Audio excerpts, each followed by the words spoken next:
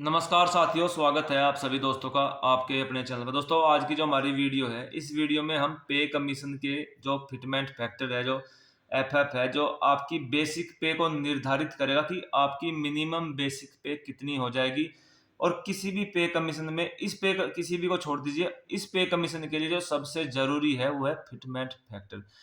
Fitment factor जितना ज़्यादा रहेगा उतनी ही आपकी सैलरी, आपकी बेसिक पे जितनी अच्छी रहेगी उतनी सैलरी आपकी ज़्यादा रहेगी। यानी कि मेरे कहने का यहाँ पर मतलब ये है, फिटमेंट फैक्टर आपका जितना ज़्यादा रहेगा, आपकी बेसिक पे उतनी अच्छी बनेगी।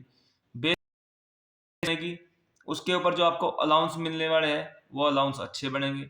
जब अलाउंस आपको अच्छे मिलेंगे तो आपकी जो सैलरी है वो अच्छी हाइक होगी, यानी कि अच्छी बनेगी, थोड़ी मोटी सैलरी बनेगी।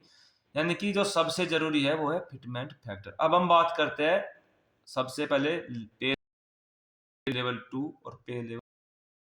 हमारे जो सबसे ज़्यादा सेंट्रल गवर्नमेंट के कर्मचारी है या स्टेट गवर्नमेंट के जो कर्मचारी है, उनका ये सबसे जो मैंने 3 लेवल आपको बताया है, लेवल 1, लेवल 2 और लेवल 3।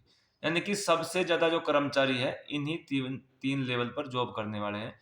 अगर आप नए भर्ती हो रहे हो या अभी साल भर या आपको 6 महीने हुए हैं और आप पे लेवल 1 पर हो, 18,000 के लेवल पर भर्ती हुए हो, और आपको यहाँ पर जो मैं मिनिमम आपको बता रहा हूँ, अगर आपको मिनिमम 18,000 के ऊपर 1.92 का फिटमेंट फैक्टर मिलता है तो आपकी कितनी होगी, आपकी कितनी बेसिक पे बन जाएगी और आपकी जो ओवरऑल पेमेंट है वो कितनी बन जाएगी। अगर आपको 1.92 ना मिलकर 2.20 मिलता है या 2.40 मिलता है तो आपकी बेसिक पे कितनी हो जाएगी, मैं आपको ऑलरेडी बता चुका हूँ। बेसिक पे आपकी जितनी अच्छी होगी आपकी सैलरी उतनी अच्छी होगी। आपके अलाउंस बेसिक पे पर डिपेंड करते हैं, बेसिक पे बढ़ेगी तो अलाउंस बढ़ेंगे, अलाउंस बढ़ेगी तो आपकी सैलरी बढ़ेगी।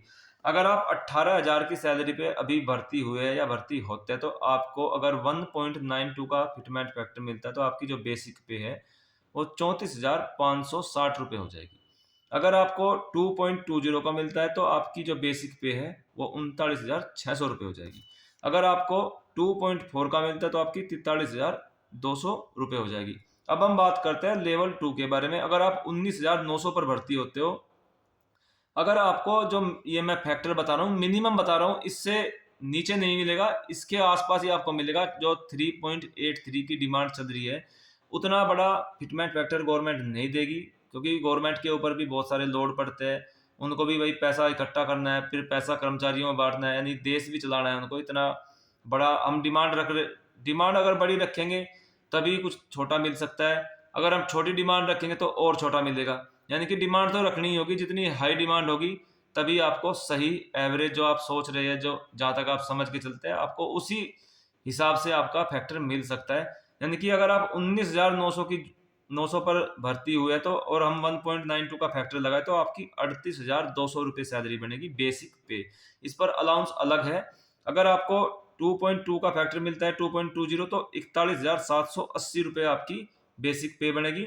और अगर आपको 2.40 का बनता है तो 47,600 आपकी बेसिक पे बनेगी। इस बेसिक पे पर ही आपका HRA, transport allowance, ration money, DA, ये सब चीज़ें आपकी बेसिक पेमेंट पर ही आपको मिलते हैं। बेसिक पेमेंट का अच्छा होना बहुत ज़रूरी है। यानी कि फिटमेंट फैक्टर इस बार अगर अच्छा मिलेगा तो जो हमारे सेंट्रल गवर्नमेंट, स्टेट गवर्नमेंट के जो कर्मचारी है भाई, तभी उनको एक उनकी अच्छी पेमेंट मिल सकती है। इसीलिए इसके लिए जो संगठन आवाज़ उठा रहे हैं, आप सभी ने उन संगठन की मदद करनी है।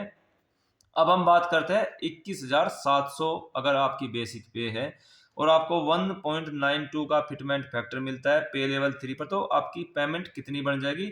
यानी कि यहाँ पर आपकी बन जाएगी 41,664 रुपये। अगर आप 21,700 पर भर्ती हुए हैं और 1.92 का फैक्टर मिलता है, अगर आपको 2.2 का फैक्टर मिलता है तो आपकी 47,700 रुपये पेमेंट बन जाएगी। अगर आपको 2.4 का मिलता है तो आपकी 52,000 रुपये के आसपास आपकी बेसिक पेमेंट बन जाएगी।